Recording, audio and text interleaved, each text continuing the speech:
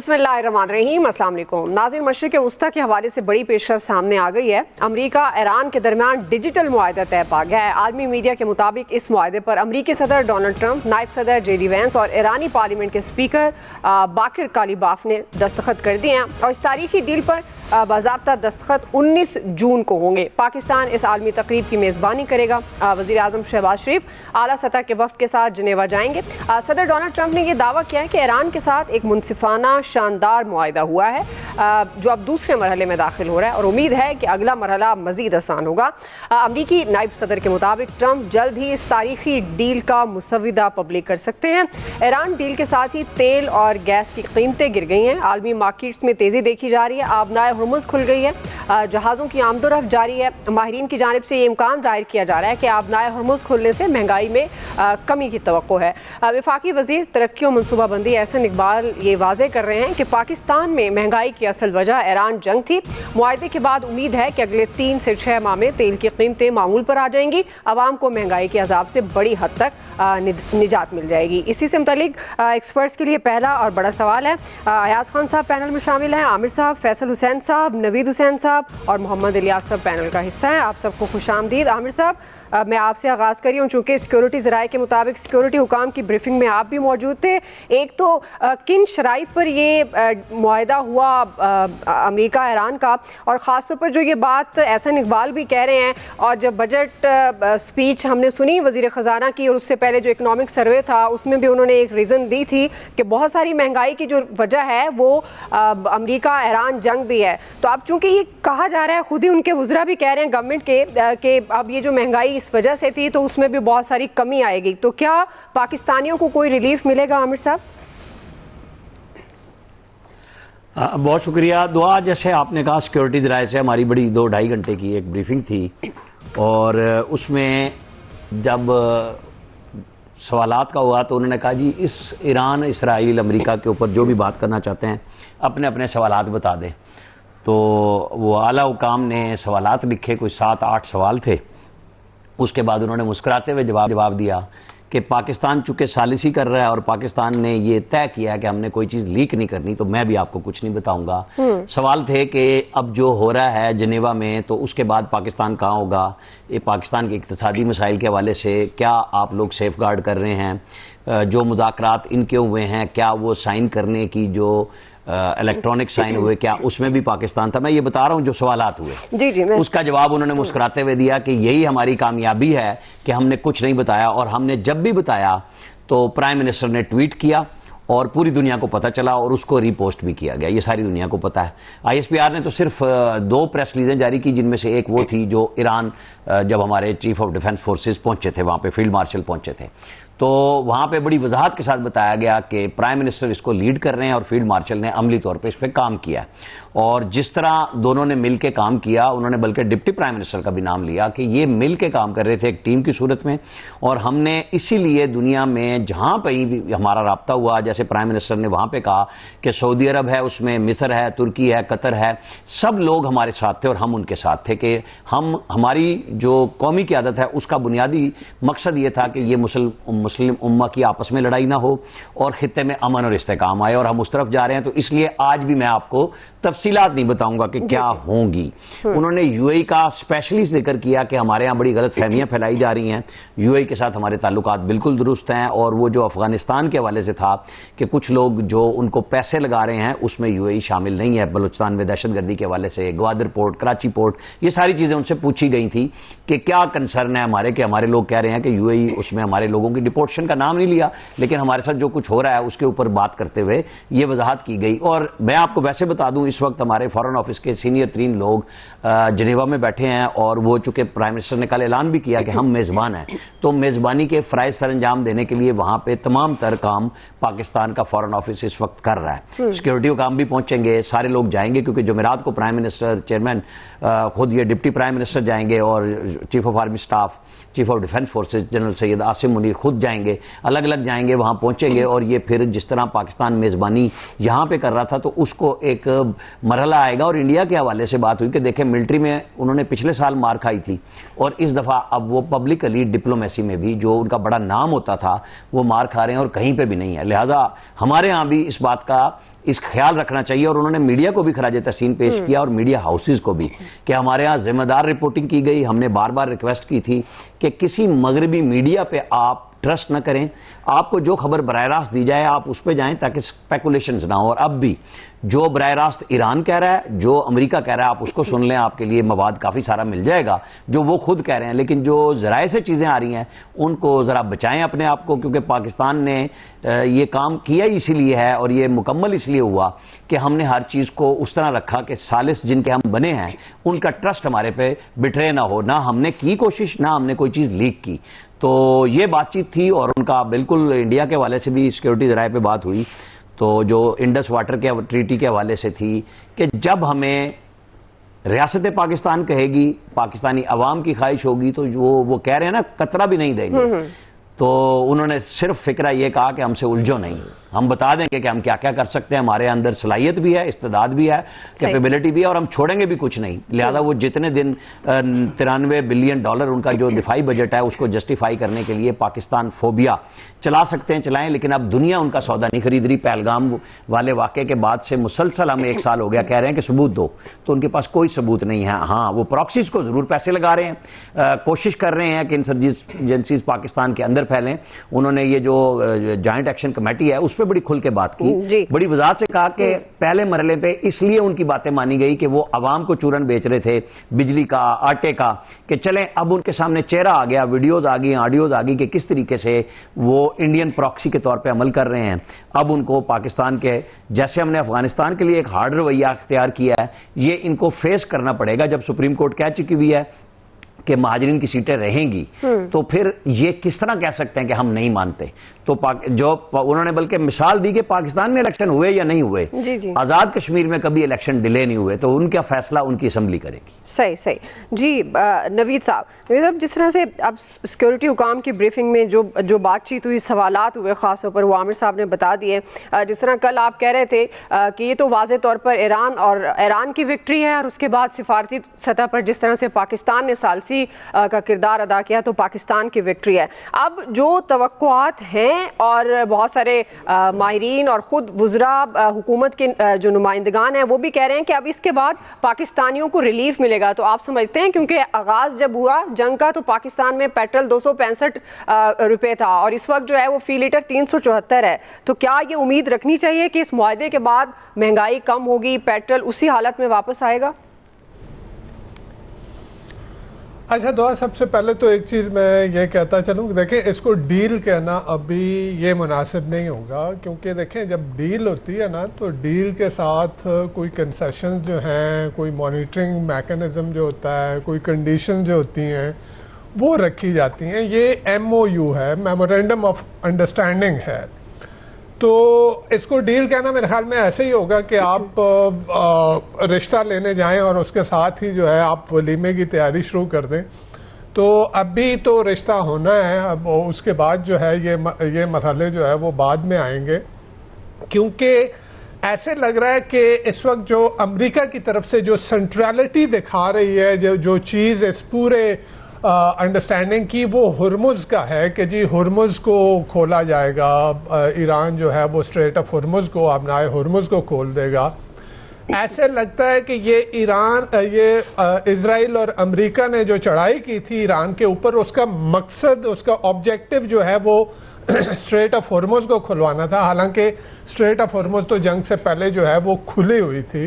तो जो असल कंटेंशियस पॉइंट है, जो जिसके ऊपर इससे पहले ओबामा दौर में ईरान और अमेरिका के दरमियान में जो मुआहदा हुआ था, वो उसका न्यूक्लियर प्रोग्राम है। और आप इसको देख लें कि अभी की जो MOU है उसमें न्यूक्लियर की बात नहीं की जा रही, उसको प्योरली जो एक स्टेटस को है उसको मेंटेन रखने के लिए कि जी ये 60 दिन का जो आपका सीज फायर जो है इसको एक्सटेंड किया जाएगा और उसमें वो देखा जाएगा, वो स्ट्रेट ऑफ हॉर्मुज को खोलेंगे, अमेरिका जो है वो इकोनॉमिक ब्लॉकेड जो उसका ब्लॉकेड किया हुआ है उसको जो है उठाएगा, और उसके बाद जो है वो आगे जाके यानी जो डील है उसकी तरफ जो है वो इकदामात उठाए जाएंगे।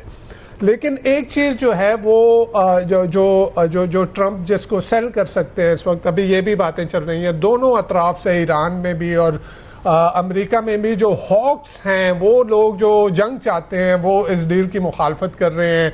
और ये भी खबरें आ रही हैं कि सदर ट्रंप जो है वो अपनी एडमिनिस्ट्रेशन में एक पर्ज करने जा रहा है उन लोगों का जो कि इस डील की मुखालफत कर रहे हैं, क्योंकि ट्रंप दोनों तरफ से, ईरान की तरफ से भी और अमेरिका की तरफ से भी एक एग्जॉस्शन है।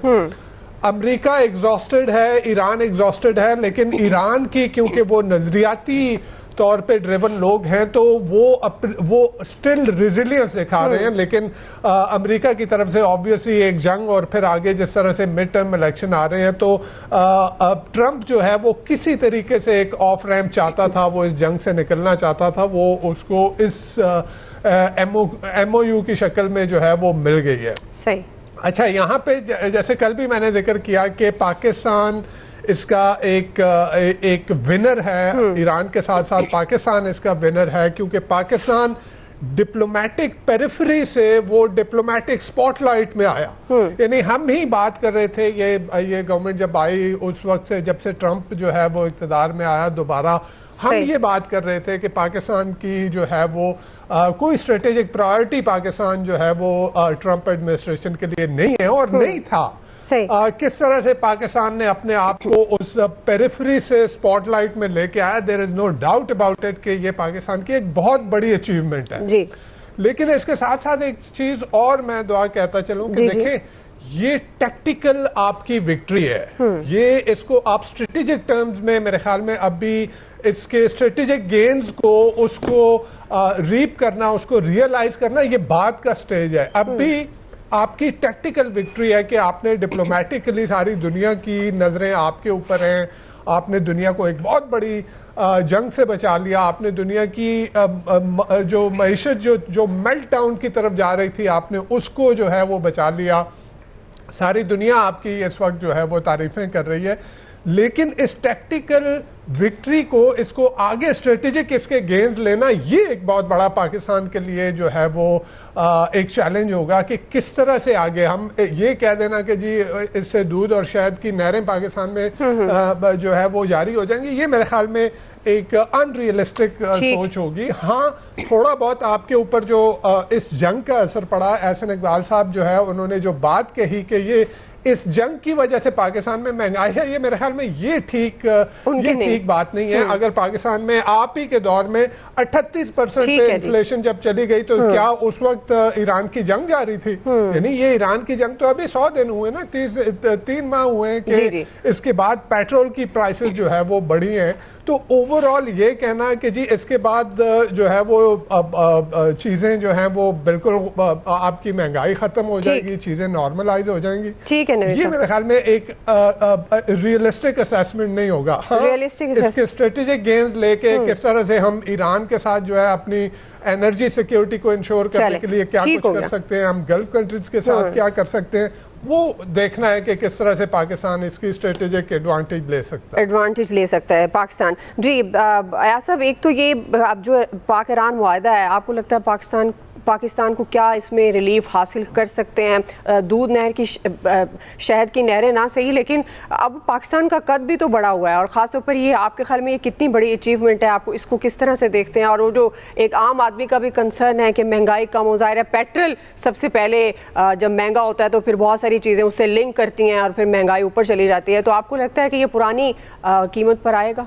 वो तो प्रोफेसर साहब का जिक्र कर रहे थे, नवीद साहब, उन्होंने तो आपको वाज़े बता दिया कि 3 से 6 महीने लगेंगे अभी पेट्रोल की कीमतें 4-4, 5-5 रुपये शायद कम होता रहे इस दौरान। असल में गवर्नमेंट ने पहले सबसे बड़ा उसको आसान तरीका ये था कि सैलरीड क्लास पे इनकम टैक्स बढ़ा दे, वो लेते रहे। अब उन्हें समझ आई कि उस पर चूँकि शोर बहुत ज़्यादा हो जाता है तो वो लेवी उनको रिप्लेसमेंट मिल गई उसकी, और थोड़ा सा पेट्रोल महंगा हुआ था, अभी इंटरनेशनल मार्केट में होना शुरू हुआ था, जिस जंग के ये कहते हैं असरात की वजह से सारा कुछ हो रहा है, तो 55 रुपये लीटर बढ़ा दिया था हमारी हुकूमत ने। इतनी अच्छी हुकूमत है। और फिर उस वक्त भी हम पे एहसान किया था इन्होंने कि अभी हमने बहुत कम बढ़ाया, और हमें डराते रहे कि पता नहीं 250 रुपये पर लीटर हो सकता था, इतना हो सकता था। तब शुक्रगुजार ही हो सकते हैं हम इनके। बाकी ये बात बिल्कुल ठीक है।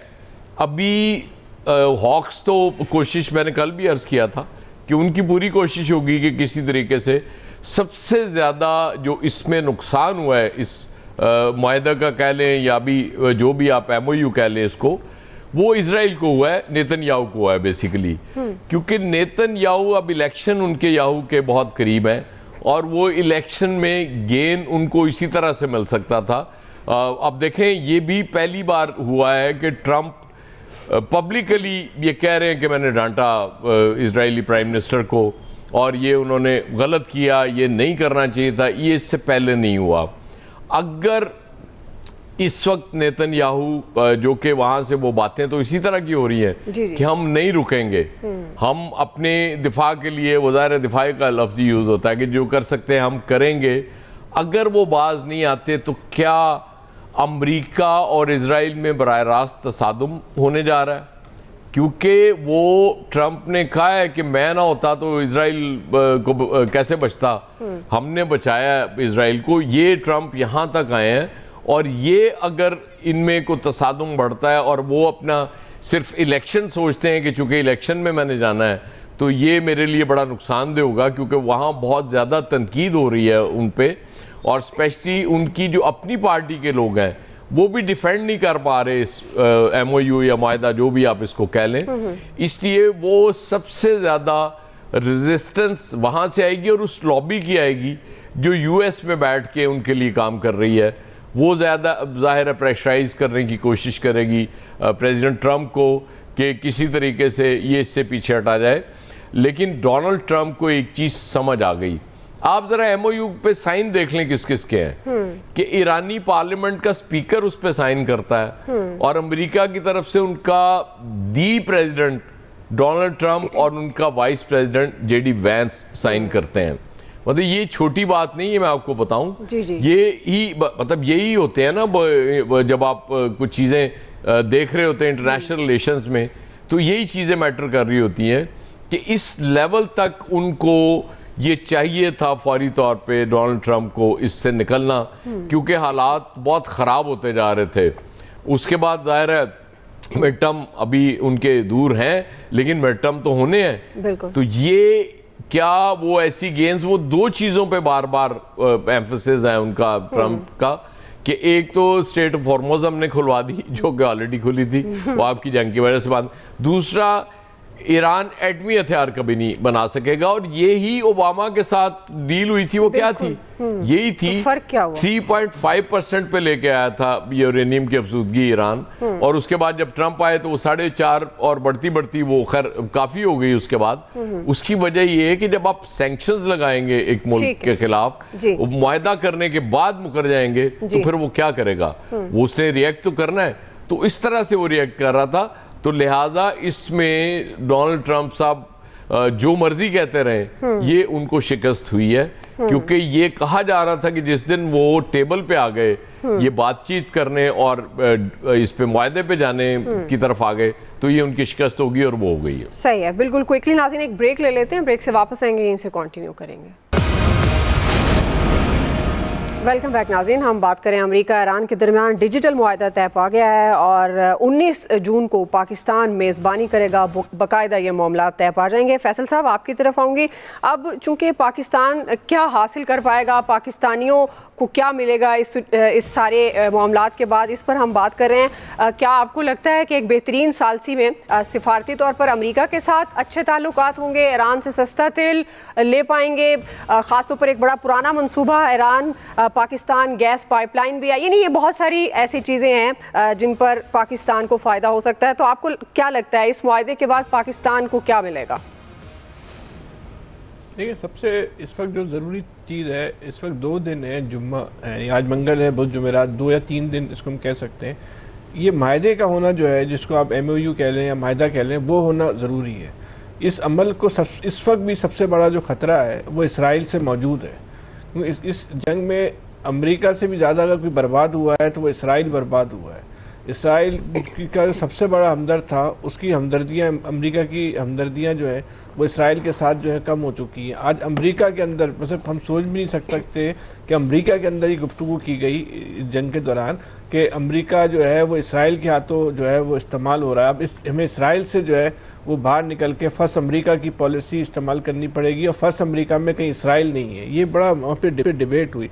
इसराइल को इस वक्त सब कुछ भी वो इस वक्त जो है 2 से 3 दिन के दरमियान कर सकता है। वो कोई इस हमले को सबूताज करने के लिए जो है लबनान पे हमला कर सकता है, कोई फॉल फ्लैग ऑपरेशन करवा सकता है जिससे ईरान, जिसका इल्ज़ाम जो है वो ईरान पर जो है लगाने की कोशिश की जाए। फिलहाल तो हमें पूरी दुनिया को इस वक्त ये कोशिश करनी चाहिए कि वो इसराइल पे जो है वो बड़ी गहरी नज़र रखे। सिर्फ अमेरिका या ईरान या पाकिस्तान नहीं, पूरी दुनिया को इस वक्त इस पर नज़र रखनी चाहिए। अगर ये मायदा हो जाता है तो इसमें ये जंग तो ख़त्म हुई, इसके तो मुस्तकिल सब लोग गुफ्तगू कर रहे हैं, मुस्तकिल गुफ्तगू हो रही है, लेकिन जो इसराइल की जो चौधराहट बनने की ख्वाहिश थी वो उस ख्वाहिश को भी जो है ना वो बहुत झटका लगेगा। जो इस्लामी ममालिक ख़ास तौर पे अरब ममालिक जो थे वो इसराइल के दबाव में आ चुके थे। ये मायदा और ये जंग बंदी जो है इन ममालिक को दबाव से जो है नफसियाती दबाव से जो है वो बाहर निकाल के लेकर आएगी। इसराइल जो हमारे खत्ते में जो चौधरी बनने का ख्वाब देख रहा था, भारत के साथ मिलकर और दीगर ममालिक के साथ मिलकर, उनका नाम लेना मुनासिब नहीं है, चले वो भी हमारे जैसे भी हैं, भाई कह लेते हैं, कोई मसला नहीं है। उनके साथ मिलके जो पाकिस्तान को जो ज़ेर करने का ख्वाब देख रहा था, उसका ख्वाब भी जो है वो इस जंग के बाद जो है वो जो है चिकना चूर हो चुका है। इस जंग का अगर सबसे बड़ा कोई शिकस्त है तो अमेरिका के बाद या अमेरिका से पहले वो इसराइल या दोनों बराबर के शिकस्त खुर्दा है जंग में। इनको मफ्तू कह सकते हैं। फातह जो है वो ईरान है। ईरान ने अपने ऊपर से जो है पाबंदियाँ जो हटा ली। ईरान एक मजबूत तरीन अस्करी क़ुव्वत के तौर पे, इस खत्ते की क़ुव्वत के तौर पे जो है वो सामने आया। इस खत्ते की जो है वो पूरी सियासत को जो है वो तब्दील कर दिया है जंग ने। लेकिन वही बात है कि पाकिस्तान का इस जंग के ख़ात्मे में एक कुलीदी किरदार है। इस जंग की वजह से पाकिस्तान के आम इंसान को महंगाई का एक बदतरीन अजाब जो है वो सहना पड़ा है। अब जंग ख़त्म हो गई तो उसका असरात क्यों नहीं आ रहे? जब आप ये कहते हैं कि आपने जंग भी ख़त्म करा दी, हमने कराई, अच्छा इसमें कोई गलत बात भी नहीं है कि 100% पाकिस्तान का जो रोल था, अगर अमेरिका और ईरान के लिए कोई काबिल कबूल मुल्क इस वक्त दुनिया में था तो वो पाकिस्तान था, और पाकिस्तान ने इस किरदार को जो है बाखूबी जो है वो निभाया है। लेकिन जो अजाब महंगाई का इस जंग की वजह से पाकिस्तान के अवाम पर आया था, तो इस जंग के खात्मे के बाद ये अजाब टल क्यों नहीं रहा, ये ख़त्म क्यों नहीं हो रहा? ये भी बहुत अहम सवाल है। लेकिन इस सवाल के देखिए अगर और पहलू भी आप तलाश करें कि जंग की बंदिश के बाद जो आपकी जो बहुत सारी ऐसी माफियाज हैं जो हर दौर में जो है उनके मज़े होते हैं, उनकी तो लॉटरी खुल गई। 3 दिन से आपकी स्टॉक मार्केट जो है वो मुस्तकिल जो है वो ऊपर की जानिब जो है वो सफ़र कर रही है। लेकिन आम आदमी जो पेट्रोल की वजह से, जो महंगाई की वजह से परेशान हुआ था, वो क्यों नहीं हो रहा? आपका इंटरनेशनल मार्केट में तो पेट्रोल गिर रहा है। इस वक्त $77 पे जो है आपका पेट्रोल जो है वो पहुंच चुका है। आज कह रहे हैं कि मजीद शाम तक ये पेट्रोल जो है वो और गिरेगा। तो आप पेट्रोल क्यों इसको कम करके जो है वो पुरानी सतह पे नहीं लेके आते? जब मौजूदा हुकूमत ने पुरानी सतह के पेट्रोल के रेट ₹265 जो मुकर्रर किए थे, वो भी लोगों के देने के काबिल नहीं थे। लोग चीख पड़े थे, कौम चीख पड़ी थी, कौन सा रेट है, हम किस तरह अदा करेंगे? लेकिन जंग के बाद तो बहरहाल अजीब व गरीबी जो सूरत हाल हो गई थी, तो आप इसको लेवीज को भी कम करें, पेट्रोल के रेट भी कम करें, फिर इस जंग से आप क्या हासिल कर सकते हैं ये कौम भी जानना चाहती है। आपकी वाहवा हो गई, कौम भी आपकी वाहवा कर रही है, दुनिया भी आपकी वाहवा कर रही है, बहुत अच्छा काम हुआ, जबरदस्त। लेकिन आम आदमी के लिए, इस कौम के लिए, इस मुल्क के लिए आप लेके क्या आ रहे हैं? ये अब इम्तिहान शुरू होगा पाकिस्तान के पॉलिसी साजों के लिए, पाकिस्तान के माशी माहिरीन के लिए, पाकिस्तान में के उन माहिरीन के लिए दुनिया की बदलती हुई सूरत हाल पर नज़र रखते हैं कि हम इस बुरान से क्या लेके आते हैं। पाकिस्तान का जो एक तो हर आदमी भी बात कर रहा है कि गैस पाइपलाइन का मंसूबा जो है वो शुरू हो जाएगा। क्या पाकिस्तान जो है ईरान से जो है वो तेल लाने में जो है वो कामयाब हो जाएगा? और अगर वो कामयाब हो जाएगा तो वो तेल की कीमत पाकिस्तान में कितनी होगी? तेल लाना इंपॉर्टेंट नहीं है, इंपॉर्टेंट ये बात यह है कि इस कौम को वो तेल जो है वो कितने रुपए का जो है पर लीटर के हिसाब से जो है पड़ेगा। और जब तेल सस्ता आएगा तो उसका जो इम्पैक्ट पाकिस्तान की जो माशी सूरत हाल पे पड़ेगा, उसके क्या असरात आएंगे? हुकूमत को चाहिए कि इस पर एक ब्रीफिंग दे, लोगों को आगाह करे। 4 महीने 3 महीने ये कोई इंपॉर्टेंट इशू नहीं है, लेकिन आप एक टाइम पीरियड तो दें ठीक। आप एक अपना एक्शन प्लान तो बताएं कि इस वक्त की सूरत-ए-हाल ये है, ये हम काम करने जा रहे हैं जी, और 4 से 6 महीने के बाद हम यहाँ पे खड़े होंगे, कौम को इसका फायदा हो जाएगा, ये तो आप बताएं, ये तो ये बता ही नहीं रहे। सही सही, बिल्कुल जी। आपके मुताबिक ये पाकिस्तान के पॉलिसी साजों का भी इम्तिहान है, क्या वो इसको किस तरह से जो इतनी सिफारती कामयाबी है इसको कैश करते हैं। अभी क्विकली ब्रेक नाज़रीन, ब्रेक से वापस आएंगे, यहीं से कंटिन्यू करेंगे। जी वेलकम बैक नाज़रीन। इलियास साहब आपकी तरफ आएंगे, आपके ख्याल में क्या रिलीफ मिलेगा इस अमेरिका ईरान मुआहदा? ज़ाहिर है पाकिस्तान सिफारती तौर पर पाकिस्तान को कामयाबी मिली और पाकिस्तानियों ने भी इससे उम्मीदें वाबस्ता कर ली हैं। इलियास साहब देखिए, कामयाबी देख लें आप, एशियन तमाम मार्केटें, इसके अलावा देख लें कि क्रूड ऑयल की जो कीमत है वो भी कम हुई है, और देख लें इस तमाम चीज़ों के लिए इनके पास कोई ऑप्शन नहीं था कि अब जंग बंदी की जाती। अमेरिका की जानिब से उनको पता कि मिड टर्म इलेक्शन है, वो मज़ीद जा नहीं सकते, इसलिए इसराइल को ये शिकस्त बेसिकली दोनों की हुई है, अमेरिका और इसराइल की। उन्होंने तो कोई पीछे नहीं हटे हैं, ईरान ने ना कोई उससे किया, ना उधर रजीम चेंज हुई, ना वो क्या कहते हैं न्यूक्लियर इन्रिचमेंट के लिए जो उन्होंने कहते थे कि वो बातचीत वही हुई है जो इस्लामाबाद में हुई थी, उन्हीं चीज़ों को लेके आए। ना उन्होंने मिसाइल ख़त्म कर सके, टेक्नोलॉजी को, ये तमाम जो चीज़ें अगर उन्होंने कबूल कर ली हैं तो जाहिर है उन्होंने किसी तरीके वापस जाना था, और बड़े बेआबरू के दोनों के सबसे ज़्यादा जो शिकस्त है इसराइल की और उनकी हुई है कि उनको अब करना पड़ा। अब ये तो सबसे बड़ी बात जो है कि जो सबसे बड़ी है कि अगर लबनान पर हमला करता है तो इसराइल हमला कर सकता है। तो ये तमाम चीज़ें जो मुआहदे आएंगे, अब इसको जब डिटेल सब 19 तारीख को सब पता चलेगा कि उसका MOU जो साइन हो रहा है उसमें क्या डिटेल जाते हैं। अभी तो इसमें कुछ नहीं, क्यों जो चीज़ें हैं उसमें ये फ़तह तो इनकी, तो जाहिर है उसकी वजह से एक सुकून आया है ख़ित्ते में। तो आप देख लें पेट्रोल की कीमतें भी कम हुई हैं, इसके बाद स्टॉक मार्केट में भी ये ज़्यादा ऊपर आए, लोगों का कॉन्फिडेंस डेवलप हुआ है, तो ज़ाहिर है ट्रेड के भी रास्ते खुल गए हैं। पाकिस्तान के लिए भी नए ऑप्शंस आ रहे हैं कि पाकिस्तान की जो पोर्ट्स हैं उधर एक दफ़ा दोबारा सरगर्मियाँ तेज़ हो जाएंगी, क्योंकि दुनिया भर में कम हुई। और लेकिन ये अब ट्रेड के एक नए रास्ते, क्योंकि पाकिस्तान ने ईरान के साथ बड़ा ही एक अच्छा रवैया रखा और पहले भी दावत दे दी मुश्किल वक्त में भी कि हमारे साथ आके पोर्ट पर ट्रेड कर लो, तो उस वजह से पाकिस्तान के लिए एक नए मौके खुल रहे हैं। जहां दुनिया भर के लिए मौके होंगे, इधर पाकिस्तान के लिए भी एक अच्छे मौके खुले हैं, और पाकिस्तान को चाहिए कि इस ट्रेड से फ़ायदा उठाना चाहिए। बल्कि हमें तो ये है कि पेट्रोल और दूसरी जो एनर्जी गैसेस और दीगर जो चीज़ें हैं ईरान से हम सस्ती ले सकते हैं, क्योंकि इसमें कॉस्ट भी कम हो जाती है, तो उससे बहुत फ़ायदा हो सकता है। और इसको भरपूर तरीके से हमें इसका फ़ायदा उठाना चाहिए, बल्कि दीगर ममालिक में आपस में जाके इनको तजारत को फ़रोग देना चाहिए, लोगों को जाना चाहिए, उधर काम करना चाहिए। इससे ही ज़्यादा मौके बनेंगे। बल्कि ख़ित्ते में जो नया जो बन रहे हैं कि इस वार जोन में जब सारे ममालिक का आपस में इत्तेहाद रहा है, तो हमारे लोगों को बिल्कुल चाहिए उन ममालिक को, पाकिस्तानी लोगों को बुलाना चाहिए, उधर मैन पावर लेनी चाहिए, और इससे बड़ा फ़ायदा होगा। बल्कि आपस में एक ट्रेड करें, पाकिस्तान में आके इन्वेस्टमेंट करें, तो जाहिर है ये वक्त के साथ साथ ये चेंजेस आएंगी, और मुस्तकबिल में ये एक अच्छा मौका है पाकिस्तान के लिए भी कि पाकिस्तान के लिए एक नए राह खुलेंगे। इसमें सबसे बड़ी जो हमारे मुल्क की जानिब से जो सफारती जो आपस में रही पॉलिसी रही, इसमें बड़ी बेहतरी आई। इसमें प्राइम मिनिस्टर का, फील्ड मार्शल का जो बड़ा एक अच्छा कॉन्सेप्ट था, बड़ा उन्होंने बड़े तहम्मुल से काम किया और सारा इसमें काम आखिर अंजाम तक पहुँचाया, और इसमें कोई इन्होंने इस तरह का नहीं किया, बल्कि दुनिया भर में उनको सराहा गया। आप देख लें अभी चीन के दौरे पर भी गए तो उनको बड़ा उन्होंने पजीराई मिली उनको कि जी ये बेहतर अंदाज में काम कर रहे हैं। सारी दुनिया में इन्होंने एक बेहतर अंदाज से काम किया, जंग बंदी की है, बल्कि दुनिया में लोगों को बचाया है, जो सबसे बड़ी बात है जी इस बात। चलें ठीक है जी, पॉइंट आपका आ गया। आप सबका जी बहुत शुक्रिया। वक्त ख़त्म हो गया आज के एक्सपर्ट से, इतना ही ख्याल रखिए। अल्लाह।